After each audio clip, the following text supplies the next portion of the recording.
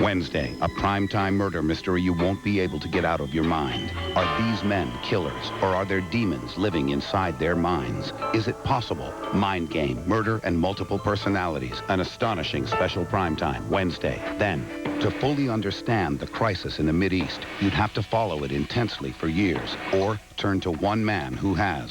Nightline returns to the Holy Land. He was shot in the head. His pregnant girlfriend was brutally murdered. A pregnant woman? That's just coward. For the first time, Mark King speaks about that tragic night. Next.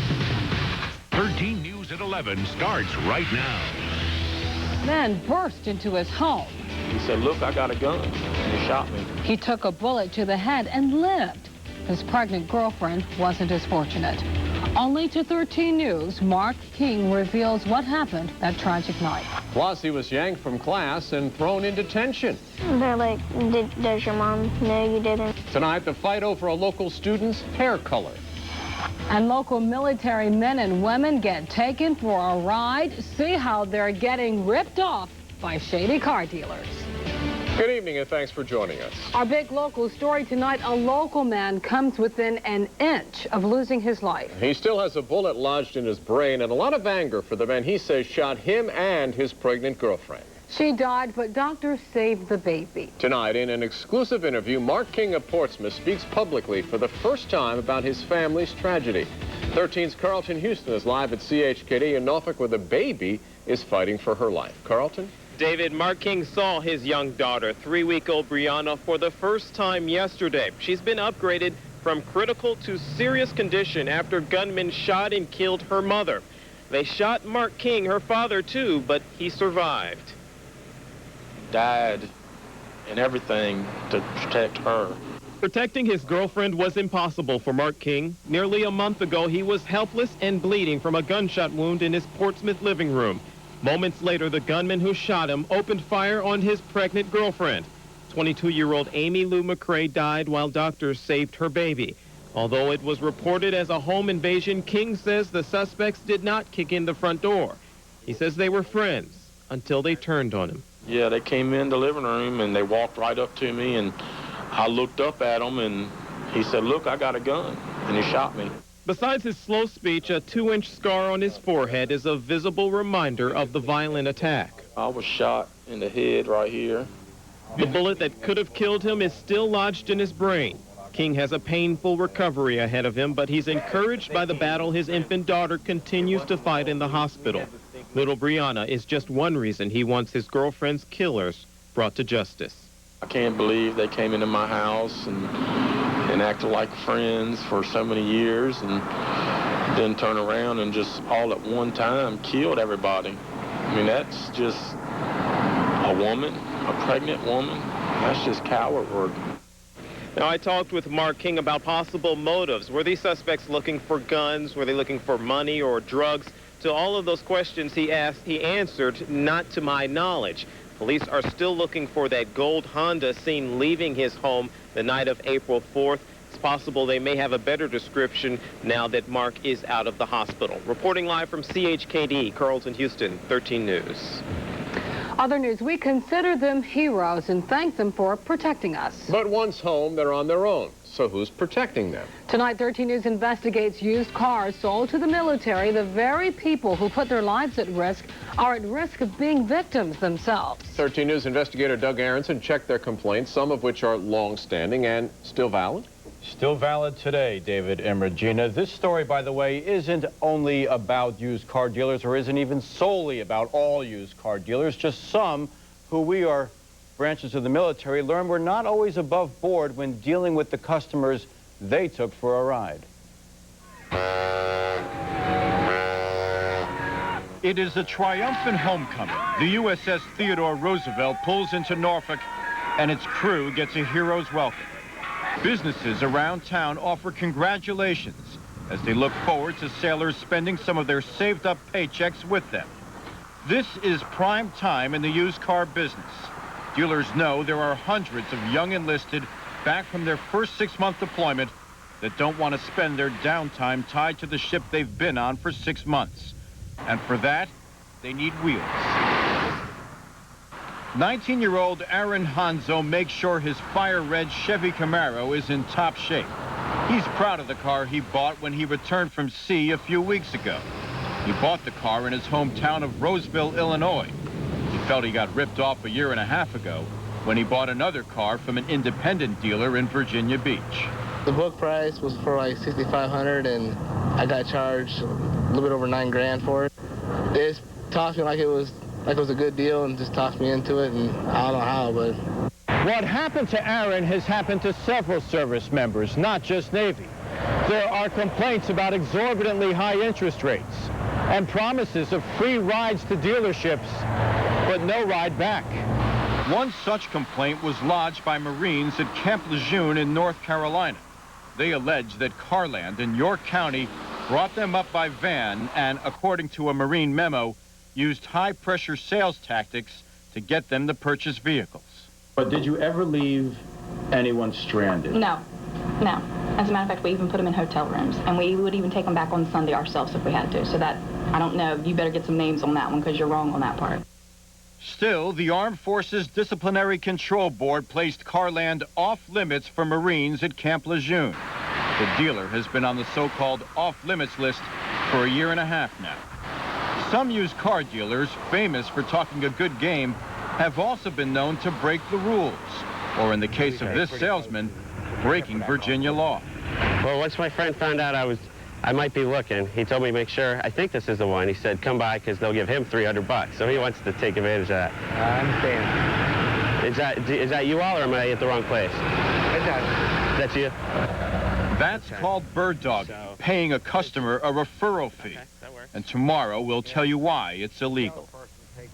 A lot of people think what makes something illegal is the exchange of money, but tomorrow you will hear allegations of a night with a woman named Candy, all in the name of selling a car. I'll see you then. Interesting report. Thanks, Doug. Wait till you see tomorrow. A step closer to stability for a local girl whose life was turned upside down by tragedy. 5-year-old Diamond Willis was placed in foster care after her mother's boyfriend murdered her brother, Kirkland Rizzuti. Tonight we have new information to this developing story, one we've been following for months. 13's Ramona Parks is live in the newsroom with details. Ramona? Regina, today a Portsmouth judge awarded custody to the child's paternal grandparents. For now, it appears Diamond Willis is headed to Camp Lejeune, North Carolina. I love you, Dee Dee. I love you. Little Diamond Willis waves goodbye and blows kisses, unaware of the turmoil taking place. She is taken into foster care, away from her family, away from her home, away from her mother's boyfriend convicted of murdering her brother, Kirkland Rizzuti. Now, some 8 months later, she is a step closer to stability. Monday, a Portsmouth judge awarded custody to the 5-year-old's paternal grandparents, Jack and Christina Duraps. They're good people. They're honest, they're hardworking, they love Diamond. Working with her therapist, there'll be a transition that'll be put into place to transfer her out of therapeutic foster care and into their home. The little girl whose life was turned upside down by tragedy found herself at the center of a custody battle. Diamond's great aunt and uncle of Ohio also wanted her. This child has been damaged, and she's going to have a lifetime of trauma to overcome. If it turns out that we don't appeal and she does go with them permanently, we hope, it turns out the best for her. Rizzuti's father asked for visitation but was denied. So was Diamond's maternal grandmother, Kathleen Kapp. It's a big loss. We lost one baby. Losing another one is going to be another devastation. Kathleen Kapp admitted she saw bruises on her grandson, but said her daughter always had an explanation for them that may have hurt Kapp's chances for visitation. Kapp's daughter, Samantha, is serving time for child neglect, and as you heard, the family in Ohio may appeal the judge's decision. Reporting live, Ramona Parks, 13 News. New at 11, a Norfolk mother standing behind her son and his choice to have blue hair, even though he's been kicked out of class for it. It's a story our partners at The Pilot are working on tonight. 13's Benita Harris joins us live from The Pilot newsroom. Benita, the young man's blue hair sparked quite a controversy. It sure has, David. It cost him nearly a week of detention, and it's getting the attention of high-level school officials, the city attorney, and the ACLU. But now it looks like the 6th grader will win his blue-haired battle. 12-year-old Jesse Doyle says he doesn't understand all the fuss over his hair. His brother Jason, who attends Norview High School, and his best friend David at Granby High never got any flack for their hair colors.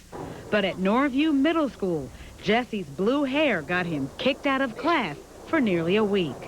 When I got to school, people would say, how'd you do your hair, and I like your hair. And I was on my way to my locker, and the assistant principal, Miss Boone, just stopped me and told me to go to in-school detention. Jesse's hair wasn't always blue, but once he made it on the honor roll and did extra chores around the house, his mother let him dye his hair. Jesse picked the color to show off his school spirit and team pride. So his mom was shocked when the privilege he earned at home became a punishment at school. Everybody's going to like everything, but he's not hurting anybody. He's not hurting anything. And it'd be nice if they just let kids be kids once in a while. It's not going to last forever. He will outgrow this, too. Then the ACLU stepped in, citing Virginia law giving public school children the right to have any hair color, style, or length they want, as long as it doesn't create a disruption. Like the girls at the school, they have like gold weaves and everything like that. They have the makeup, the nail polish. They got everything. And then the boys try to express themselves through their hair, and it's a whole big hazard.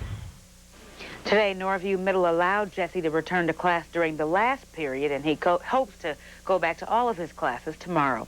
Reporting live from the Pilot Newsroom, Benita Harris, 13 News. An 18-year-old Granby High School athlete is in trouble tonight, charged with attempted rape. Gary Sexton was arraigned in juvenile court this morning. A judge also appointed a lawyer to represent the suspect, and a bond hearing is set for tomorrow. Sexton is accused of assaulting a 15-year-old girl in a locker room last week. Meanwhile, students at Granby told us the charges against Sexton are out of character for someone they consider a nice person. School officials sent letters home to parents today explaining the allegations. Updating a breaking news story out of the beach we first told you about on 13 News at 5. Late tonight, police released the name of a woman killed in an accident at Rosemont and Clubhouse Roads. Police tell us 50-year-old Linda Nauer was killed when her elderly father ran a stop sign and his car was broadsided by a pickup. From Sky 13, you can see the scene here. Nauer's 79-year-old father is recovering in the hospital tonight from a mild concussion. The truck driver wasn't injured, just shaken up a bit. No word if charges will be filed. And we have breaking news now out of the city of Chesapeake. A woman is dead after crashing her car at the intersection of Blackwater Road and Margaret Drive. Police tell us just one car was involved. No word if there was a passenger. Again, Chesapeake police investigating a fatal accident tonight. Look for an update on this breaking news story tomorrow on 13 News Daybreak. Just ahead on 13 News at 11. That's a tornado. Oh, my God. And it left a huge mess behind from Missouri to Maryland. How folks are cleaning up from one monster of a storm. Next.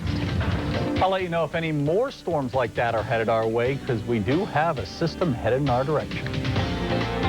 13 News at 11 continues for Ken Stock, Kickotan, and all of Hampton Roads in a moment.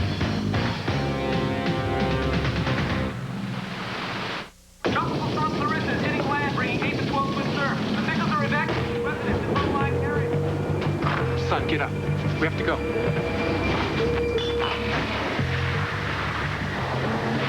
8 airbags, a steel cage, and tele-aid to help you safely reach your destination. After that, it's up to you. Security, unlike any other.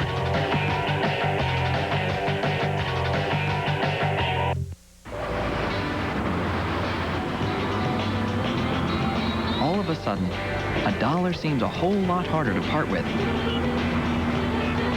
Thanks to the new Mickey D's Dollar Menu. An entire menu full of items for just $1 each. You want a tasty McChicken sandwich? You got it. Or maybe you want a little extra something? Hey, who doesn't want a little extra something? With the new Dollar Menu, you can create your own meal or get something extra. The choice is yours. Right here, every day at McDonald's.